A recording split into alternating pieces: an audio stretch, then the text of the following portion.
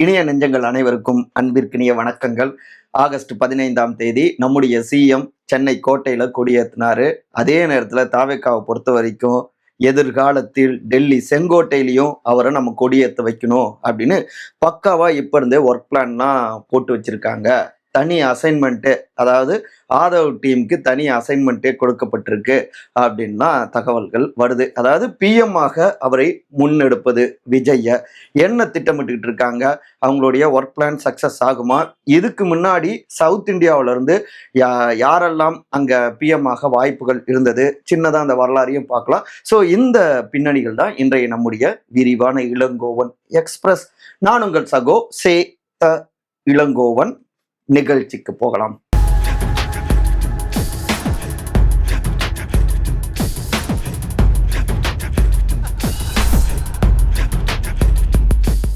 சௌமியா அன்புமணி தந்தைக்கு தகைசால் தமிழர் விருது, விஜய் போடும் கணக்கு. ஆகஸ்ட் 15ஆம் தேதி நம்முடைய தாய் திருநாடு நம்ம இந்தியாவுடைய 80வது சுதந்திர தின திருவிழாங்க. எல்லா பக்கமும் கொண்டாட்டங்கள் செம்ம சூப்பர். நாமளும் சூப்பராகவே கொண்டாடணும். நம்மளுடைய கொண்டாட்டங்கள்லாம் எப்படி, நம்ம சுதந்திரத்துக்காக யாரெல்லாம் போராடி இருக்காங்க அப்படின்னு ஒரு ஷார்ட்ஸ் வீடியோவை நம்ம பதிவு செஞ்சிருந்தோம். அதாவது 2 வீர மங்கைகள், நம்ம வேலு நாச்சியார் அம்மையார், நம்முடைய குயிலி அம்மா எந்த அளவுக்கு சுதந்திரத்துக்காக போராடினாங்கன்னா, குயிலி அம்மா தன்னுடைய உடல்ல தீ வச்சுட்டு போய் ஆங்கிலேயர்களுடைய ஆயுத கிடங்குக்குள்ளார விழுந்து அந்த தற்கொலைப்படை தாக்குதல் அட்டாக் பண்ணி அவங்கள அலற வச்சாங்க, தோக்கடிச்சாங்க. இப்படியாகத்தான் வேலு நாச்சியார் அம்மையாரோ தங்களுடைய உயிரெல்லாம் துறந்து ரத்தம் சிந்தி உயிர் இழந்து இன்னைக்கு நம்ம இப்ப சூப்பரா அனுபவிச்சுட்டு இருக்கோம். இந்த 2026ல சுதந்திரத்தை, இப்படியான அழகான சுதந்திரத்தை நமக்கு பெற்றுக் கொடுத்தாங்க. ஸோ இப்படி நம்முடைய கொண்டாட்டம் இருந்தது. நேயர்களுக்கு அதை பகிர்ந்துகிட்டோம். அதே போலதான் பலரும் கொண்டாடிக்கிட்டு இருந்தாங்க. இங்க முதலமைச்சராக பொறுப்பேற்ற பிறகு முதல் முறையாக சென்னை கோட்டையில நம்முடைய தேசிய கொடியை ஏற்றி மரியாதையும் செலுத்தியிருந்தாரு நம்முடைய சிஎம் திரு ஜோசப் விஜய்ங்க. திருவிழாவாக இருந்தது. அந்த விழாவுக்கு பலரும் அவருக்கு நெருக்கமானவர்கள், குடும்பத்தை சார்ந்தவர்கள், பெற்றோர்கள்லாம் வந்திருந்தாங்க. பலரும் வந்திருந்தாங்க, ஆதரவாளர்கள். சரி, இந்த விழாவில் தகைசால் தமிழர் விருது திரு கிருஷ்ணசாமி அவர்கள், முக்கியமான அரசியல் தலைவர், காங்கிரஸ் கட்சியுடைய தமிழ்நாட்டுடைய முன்னாள் தலைவர், அவருக்கு தகைசால் தமிழர் விருதை வழங்கினாரு நம்முடைய சிஎம்க. இன்றைய தலைமுறைக்கு புரிகிற மாதிரி சொல்லணும் அப்படின்னா, பாமகவுடைய தலைவர் மருத்துவர் திரு அன்புமணி ராமதாஸ் அவங்களுடைய மாமனாருங்க. அன்புமணி அவர்களுடைய இணையர் திருமதி சௌமியா அன்புமணி சட்டமன்ற உறுப்பினர், அவங்களுடைய தந்தையார் தான் திரு கிருஷ்ணசாமிங்க. அவருக்கு கொடுத்ததை தாவேக்காவினர் பாமகவினர் கொண்டாடுறாங்க, காங்கிரஸ் கொண்டாடுறாங்கன்னாலும் இன்னொரு பக்கம் சில பல கேள்விகளும் வராமல்ல.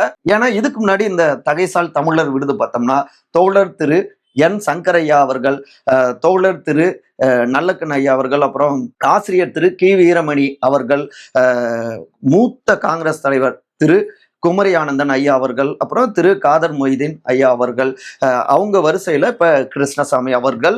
அவங்க அளவுக்கு இவருக்கு அந்த போராட்ட வரலாறு இருக்கா அப்படின்னும் கேள்விகள் வந்துட்டு இருக்கு. அதே நேரத்துல தாவேக்காவை பொறுத்த வரைக்கும் இதுல சில பல கூட்டணி கணக்குகளும் இருக்கு. ஒரு பக்கம் காங்கிரஸை கூல் பண்ணியிருக்காங்க, தேசிய கட்சி சார்ந்தவங்களுக்கு கொடுத்துருக்காங்க. அதுக்கு அடுத்து பாமகவையும் தன்னுடைய பக்கத்துல கொஞ்சம் பாசிட்டிவா வச்சுக்கிறாங்க. அப்படி பாமகவை நீங்க கூல் பண்ணணும் அப்படின்னா மருத்துவர் திரு ராமதாஸ் ஐயா கொடுத்திருந்திருக்கலாம்ல. இப்ப கூட அவர் ஓய்வு பெற்று விட்டேன் அரசியல் இருந்துன்னு சொல்லியிருக்காரு அப்படின்னு வாதம் வருது. அப்படி இருந்தா கண்கள் பணித்தது இதயம் இனித்தது அப்படின்னு இணைஞ்சிருந்தாலும் கூட மாமனாருக்கு கொடுத்திருந்தா கொஞ்சம் ஒரு அப்படியே உள்ளுக்குள்ள, ஏன்னா சில பல அந்த கசப்பான அனுபவங்கள் அந்த அளவுக்கு 2 தரப்புலையும் மாறி மாறி அட்டாக் பண்ணிட்டாங்க. இப்ப அதெல்லாம் சரிசம் பண்ணும் அப்படின்னு தான் கரெக்டா சௌமியா அவர்களுடைய அப்பாவுக்கே கொடுத்துட்டாங்க. அப்புறம் சௌமியா அவங்களும் உள்ள சட்டமன்றத்தில் நிறைய கேள்விகளை கேட்டுக்கிட்டு இருக்காங்க. வெளியில இருந்தும் பாமக சில விஷயங்கள்ல விமர்சனங்களை முன் வச்சுட்டு இருக்காங்க. அதே நேரத்துல இங்க கூட்டணிக்குள்ளார விசிக இவங்கெல்லாம் அப்பப்ப சில பல குடைச்சல்களும் வருது. ஸோ எல்லோரையும் சரி கட்டுற மாதிரி எல்லா பக்கமும் நீங்க இதை பண்ணா எங்களுக்கு ஆப்ஷன் அங்க இருக்கு அப்படிங்கிற மாதிரி இவங்களுக்கும் விசிகாவுக்கும் ஒரு செக் வச்ச மாதிரி இப்படி தகைசால் தமிழர் விருது கொடுத்துருக்காங்க அப்படின்னும் பல கணக்குகள் உள்ளுக்குள்ளார ஓடிக்கொண்டிருக்குங்க. அப்புறம் கிருஷ்ணசாமி அவர்களுக்கு கொடுத்ததுல பெருசா விசிகா அவங்களும் நெகட்டிவா யோசிக்க மாட்டாங்க அப்படின்னு கணக்கு போடுறாங்க. இதுக்கு பின்னாடி சென்னை டு டெல்லி அந்த ரூட் மேப்பும் திரு விஜய் அவர்களுக்கு இருக்கு அப்படிங்கிறாங்க. தமிழ்நாடு டு டெல்லி, காமராஜர் முதல் ஜெயலலிதா வரை பிரதமராக இருந்த பிரகாசமான வாய்ப்பு வரலாற்று தொகுப்பு. தகைசால் தமிழர் விருது கொடுக்கப்பட்ட இந்த ஆகஸ்ட் 15 இருந்து ஒரு 4-5 நாட்கள் பின்னோக்கி பயணிச்சோம்னா ஒரு குட்டி பிளாஷ்பேக். நம்முடைய தமிழ்நாடு சட்டமன்றத்துல தொகுதி மறுவரையறை, டீலிமிட்டேஷன், இதற்கு எதிராக தனி தீர்மானம் இயற்றப்பட்டது. அதுல பேசுறப்ப அமைச்சர் திரு ஆதவ் அர்ஜுனா எதிர்காலத்துல நம்முடைய தமிழ்நாட்டிலிருந்து, நம்முடைய தென்னிந்தியாவிலிருந்து பாரத பிரதமர் உருவாக்கப்பட வேண்டும், அப்படி வரணும் அப்படிங்கிற ரீதியில பேசியிருந்தாரு. அப்பதான் தமிழ்நாடுக்கு, தென்னிந்தியாவுக்கு முழுமையான பலன்கள் வந்து சேரும் என்கிற அர்த்தத்துல அவர் பேசியிருந்தாரு. மேலோட்டமாக பார்த்தா தொகுதி மறுவரையறை இதற்கு எதிரானதாக பேசப்பட்டாலும் கூட உள்ளுக்குள்ளார Chennai to Delhi, CM to PM, Thiru Vijay PM ஆக்கணும் அப்படிங்கிற அந்த சீக்ரெட் அஜெண்டாவும் இருக்குங்க. இதற்காக அமைச்சர் டீம் தனியா அவங்களுக்கு சில பல அசைன்மெண்ட்டுகள் கொடுக்கப்பட்டிருக்கு அப்படின்னா தகவல்கள் வருது. இந்த பின்னணிகளை நம்ம அடுத்த செக்மெண்ட்ல விரிவா நம்ம பார்ப்போம். அதே நேரத்துல இதற்கு முன்பு வரலாற்றுல நம்முடைய தமிழர்கள் தமிழ்நாட்டிலிருந்து யாரெல்லாம் பிரதமராக வாய்ப்புகள் இருந்தது சுருக்கமா நம்ம பார்த்துடலாம். அதுல முதலாவதாக 1963 காலகட்டத்தில் 63 to 66 பார்த்தோம்னா நம்முடைய கர்ம வீரர் காமராஜர் ஐயா, அவருக்கு அந்த பிரகாசமான வாய்ப்பு இருந்ததுங்க. ஆனா அவர் மறுத்துட்டாரு. முன்னாள் பிரதமர் மறைந்த திரு ஜவஹர்லால் நேரு அவருக்கு பிறகு உள்ள பிரச்சனை நடந்துகிட்டு இருந்தது இந்திய தேசிய காங்கிரஸ் கட்சியில. திரு மொராஜி தேசாய் அவர்கள் தீவிரமான வலதுசாரி, அவரும் ட்ரை பண்ணிட்டு இருந்தாரு. இன்னொரு பக்கம் திரு லால் பகதூர் சாஸ்திரி, அவர் எல்லோருக்கும் பொதுவானவர், அப்புறம் எல்லா மாநிலங்களுடைய நலன்களையும் உள்ளடக்கியவராக இருக்கணும் அப்படின்னு ஒரு எல்லா மாநிலங்கள் இருந்து முக்கியமானவர்கள் சிண்டிகேட் அமைச்சு லால் பகதூர் சாஸ்திரி அவர்களை பிரதமர் ஆக்கினாரு நம்முடைய காமராஜர் ஐயாங்க. அவரை தொடர்ந்து அம்மையார் திருமதி இந்திரா காந்தி அவர்களையும் பிரதமர் ஆக்குனது நம்ம காமராஜர் ஐயா தாங்க. அதனால தான் அவரை நம்ம கிங் மேக்கர் அப்படின்னும் அன்போடு அழைக்கிறோம். இந்த புத்தகம் குறித்து நம்ம ஏற்கனவே ஒரு ஷார்ட்ஸ்ல இந்த வரலாறு நம்ம பதிவு செஞ்சிருக்கோம். அவரை தொடர்ந்து அப்படின்னு பார்த்தோம்னா 1996-97 காலகட்டத்துல தமிழ் மாநில காங்கிரஸ் தமாகவுடைய தலைவர் திரு ஜி.கே. மூப்பனார் அவர்கள். அப்ப 96 காலகட்டத்துல இங்க திமுக தமாக சைக்கிள் சின்னம், உதயசூரியன், திரு ரஜினிகாந்த் அவர்களுடைய வாய்ஸ், பல்வேறு வாய்ஸ் இங்க திமுக ஆட்சி மாற்றம் ஏற்பட்டிருந்தது. அங்க மேல பார்த்தோம்னா 3வது அணி அவங்க ஆட்சிக்கான முயற்சிகள் செஞ்சாங்க. அந்த நேரத்துல பார்த்தோம்னா பலருடைய பெயர்கள் பரிசீலிக்கப்பட்டது. அதுல முக்கியமா அதிக எம்பிக்கள் வச்சிருந்த திமுக தமாக கூட்டணி வேட்டி கட்டிய தமிழர் பிரதமராக வாய்ப்பு இருந்தது. அந்த நேரத்துல திரு ஹர்கிஷன் சிங் சுர்ஜித் அவரு மூப்பனார் அவர்களை பிரதமராக முன்மொழிகிறாரு. அதே நேரத்துல மார்க்சிஸ்ட் கம்யூனிஸ்ட் கட்சியுடைய திரு ஜோதி பாசு அவரு திரு தேவகவுடா கர்நாடகத்தை சார்ந்தவர், அவரை முன்மொழிகிறாரு. ஜோதி பாசு அவர்களே பிரதமராக வாய்ப்பு இருந்தது. ஆனா மார்க்சிஸ்ட் கம்யூனிஸ்ட் கட்சி மறுத்துட்டாங்க அப்படின்னு தகவல்கள் இருக்கு. அட்லாஸ்ட் தேவகவுடா அவர்கள் நம்முடைய இந்திய பிரதமர் ஆகிறாரு. அதுக்கப்புறம் ஓராண்டுலயே 97 நினைக்கிறேன் பின்னாடி அவருக்கு எதிராக திரள்றாங்க. அப்புறம் அவர் நம்பிக்கை வாக்கெடுப்புல தோற்கடிக்கப்பட அடுத்து மறுபடியும் யார் பிரதமர் அப்படின்னு தேர்வெல்லாம் நடக்குது. அந்த நேரத்துல ஜி.கே. மூப்பனார் அவருடைய பெயர் பரிசீலிக்கப்படுது.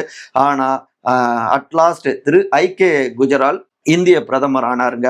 இதை ஒட்டி அந்த நேரத்துல பத்திரிகைகள்ல அப்புறம் தமாகவினரும் சிலர், அதாவது மூப்பனார் பிரதமர் ஆகிறத சிலர் விரும்பல, தடுத்துட்டாங்க அப்படிங்கிற மாதிரி, அதாவது ஓப்பனா சொல்லணும்னா முன்னாள் முதலமைச்சர் மறைந்த கலைஞர் திரு மு கருணாநிதி அவர்களை விமர்சிச்சிருக்காங்க. இந்த மாதிரி அவர் தான் தடுத்துட்டாருங்கிற மாதிரி.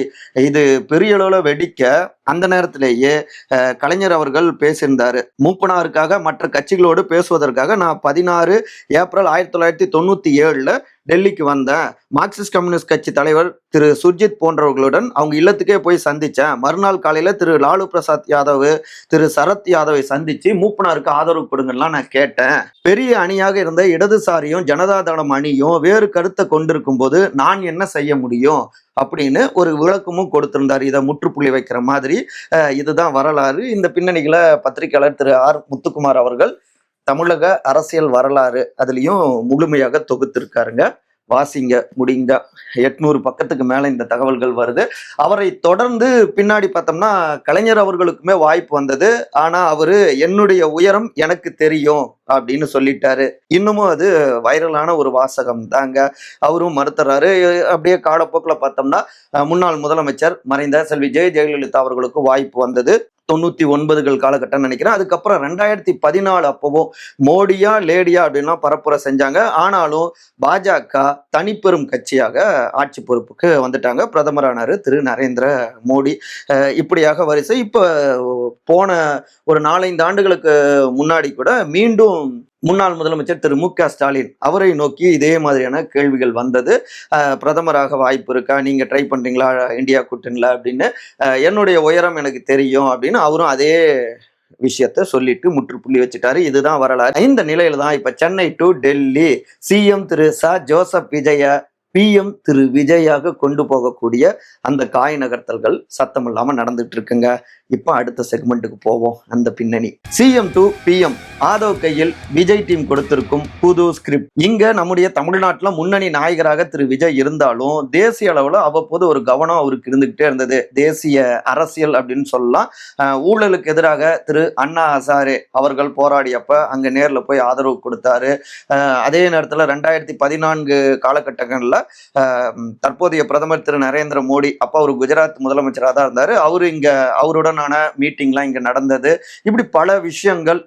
பிற்பாடு பார்த்தோம்னா மெர்சல் திரைப்படம் வந்த நேரத்துல இங்க தமிழ்நாடு கடந்து அகில இந்திய அளவுல அவரை கொண்டு போய் சேர்த்த பெருமை பாஜகவுக்கு இருக்கு அப்படின்னு சொல்லலாங்க. மிகை கிடையாது. ஏன்னா அந்த நேரத்துல ஜிஎஸ்டி சம்பந்தமாக அதுக்கப்புறம் நம்ம கோயில் கட்டுறதை தாண்டி நம்ம மருத்துவமனை கட்டலாம் அப்படிங்கிற அந்த வசனம் இதெல்லாம் பாஜகவினர் எதிர்க்க மெர்சல் படத்தை ஒட்டி இவங்க பதிலுக்கு எதிர்க்க அப்ப தமிழ்நாட்டை சார்ந்த பாஜகவுடைய திரு ராஜா அவர்கள் கிறிஸ்டியன் அப்படிங்கிற மாதிரி விஜய் அவரை சொல்ல இவரும் ஜோசப் விஜய் அப்படின்னு தெரிவிக்க கேக் வெட்ட இது பல விஷயங்கள் நடந்தது. அதன் தொடர்ச்சியாக அவருடைய படங்கள் முக்கியமா தெரி படம் டப்பிங் செய்யப்பட்டு அங்க பயங்கரமா ஓடிடில எல்லா இதுலயுமே ஹிட் ஆனிச்சு. இவருடைய எல்லா படங்களும் அங்க நல்லா ஹிட் ஆக ஒரு அகில இந்திய அளவுல ஒரு கவனத்தை தீவிரப்படுத்துறாரு. இந்த நிலையில தான் இங்க தமிழ்நாட்டுல சிஎம் ஆகிறாரு. 2 ஆண்டுகள்ல ஒரு பிரம்மாண்டமான வெற்றி.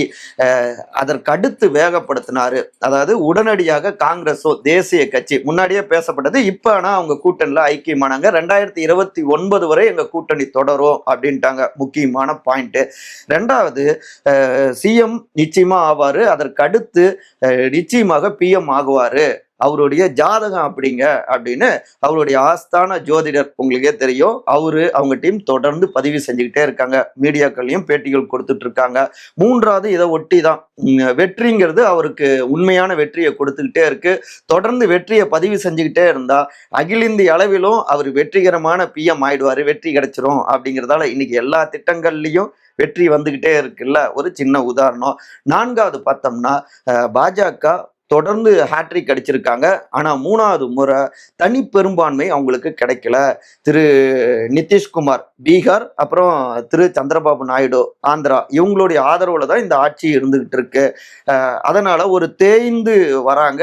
2029 அவங்களுக்கு டஃப் ஃபைட் இருக்கலாம். இந்த வாய்ப்பை நம்ம பயன்படுத்தலாம் அப்படின்னு ஒரு நகர்வு. அதை உறுதிப்படுத்துற மாதிரி தான் இப்ப நடந்த அந்த 3 மாநிலங்களில் நடந்த 3 இடைத்தேர்தல். அதுல 2ல பாஜக மண்ணை கவ்வியது. 1ல திரு பிரசாந்த் கிஷோர் வியூக வகுப்பாளர் ஜேஎஸ்பி அவரு பங்கிப்பூர் தொகுதியில பிரம்மாண்ட வெற்றியை பெற்று பாஜக கோட்டையே சுக்கு நூறாக்கியிருக்காரு. சோ ஒரு மாற்று சக்தி இன்னும் இருக்கக்கூடிய பிரதான எதிர்கட்சியெல்லாம் தாண்டி வெற்றி பெற முடியும் அப்படின்னு பிகே காமிச்சிருக்காரு. இத ஒரு பாசிட்டிவான சிக்னலா எடுத்துக்கிறாரு விஜய் அவங்களுடைய டீமு. இதன் தொடர்ச்சியாக 5வது அப்படியே பார்த்தோம்னா இங்க காங்கிரஸ் கட்சி இந்தியா கூட்டணி எப்படியாவது தாவேக்காவையும் உள்ள கொண்டு வரணும் அப்படின்னு நினைக்கிறாங்க. அடுத்த தேர்தலில் விஜய் அவர்களை இப்போ ஊபியில தேர்தல் வரப்போகுது, அடுத்த ஆண்டு கர்நாடகாவில் தேர்தல் வரப்போகுது, அப்புறம் ஒரு 5 மாநிலங்களில் தொடர்ந்து தேர்தல் வரப்போகுது, சட்டமன்ற தேர்தல்.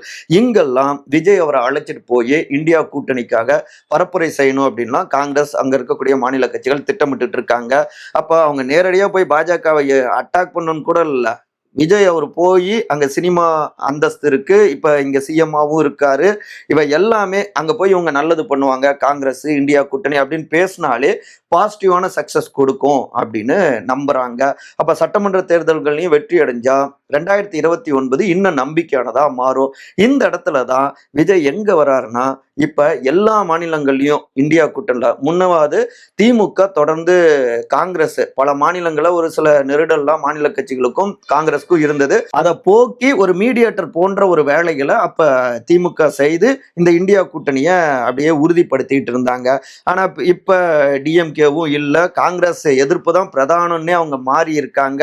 இன்னும் சில மாநிலங்கள்ல இந்தியா கூட்டணியில இருந்தாலும் கூட காங்கிரஸை ஏத்துக்காத, அதாவது திரு ராகுல் காந்தி அவர்களை பிஎம் வேட்பாளராக ஏத்துக்காத கட்சிகளும் இருந்துட்டு தான் இருக்காங்க. முந்தைய 2024 தேர்தலையும் கூட பார்த்தோம்னா அந்த நேரத்திலேயே பீகார் திரு நிதிஷ்குமார் அவருடைய பெயர்லாம் அடிபட்டது. அதுல சில பல பிரச்சனைகள் ஏற்பட்டனாலதான் டக்குன்னு பாஜக கூட்டணிக்கெல்லாம் போனாங்க. அது ஒரு பழைய வரலாறு. ஸோ 2029 அவரை முன்னிறுத்தி சில நெகட்டிவான விஷயங்கள் கூட வரலாம். அவரை முழுமையாக ஏத்துக்காத நேரத்துல, அந்த நேரத்துல எல்லோருக்குமான ஒரு பொது வேட்பாளராக விஜய் அவர்களை கூட முன்னிறுத்தலாம். இல்ல வெற்றிக்கு பிறகு கூட அவரை பிரதமராக்கலாம். முந்தைய வரலாறு நம்ம சொன்னோம் இல்லையா, அப்ப முந்தைய வரலாற்றில் தமிழ்நாட்டை சார்ந்தவர்கள் பிஎம் வேணான்னு சொல்லிட்டாங்க முந்தைய தலைவர்கள். ஆனா இந்த முறை இதை அக்செப்ட் பண்ணிக்கலாம் அப்படின்லாம் சில பல கணக்குகள் இருக்குங்க. ஸோ இந்த ஆறும் தன்னை டெல்லியில் பிரதமர் அரியணையில் அமர்த்தி விடும் தங்களுடைய தலைவரை திரு விஜய அப்படின்னு கணக்கு போட்டு காய் நகர்த்துறாங்க. இதற்கான வேலைகளை சத்தம் இல்லாம ஆதவ் அர்ஜுன் அவர்களுடைய டீமும் சில சீனியர்ஸும் சேர்ந்து இப்ப இருந்தே அதற்கான அந்த கிரவுண்ட் ஒர்க்கை செய்ய தொடங்கிட்டாங்க. பாருங்க 2029 பெரிய சேஞ்ச் இருக்கும் அப்படின்லாம் உற்சாகமாக தெரியப்படுத்திட்டு இருக்காங்க. வெற்றி கணக்கு நம்மளும் சொல்லிட்டோம், அந்த கணக்கு போட்டுட்டு இருக்காங்க தாவேக்காவினர். மக்களும் சில பல கணக்குகள் போடுவாங்க. அவங்க மனசுல முழுமையாக இடம் பிடிச்சா மட்டும்தான், வாக்குறுதிகளை முழுமையாக நிறைவேற்றினால் மட்டும்தான் நீங்கள் எதிர்பார்க்கிற அந்த வெற்றியை அவங்க பரிசா கொடுப்பாங்க. உங்களுக்கும் அது ஒரு பரீட்சை தான் இந்த 2029 வரையும். மறக்காம நம்ம உங்கள் சுக சேத்தலங்கன் சேனலை சப்ஸ்கிரைப் பண்ணிருங்க. அன்பால் ஒருங்கிணைந்திருப்போம். நன்றி, வணக்கம்.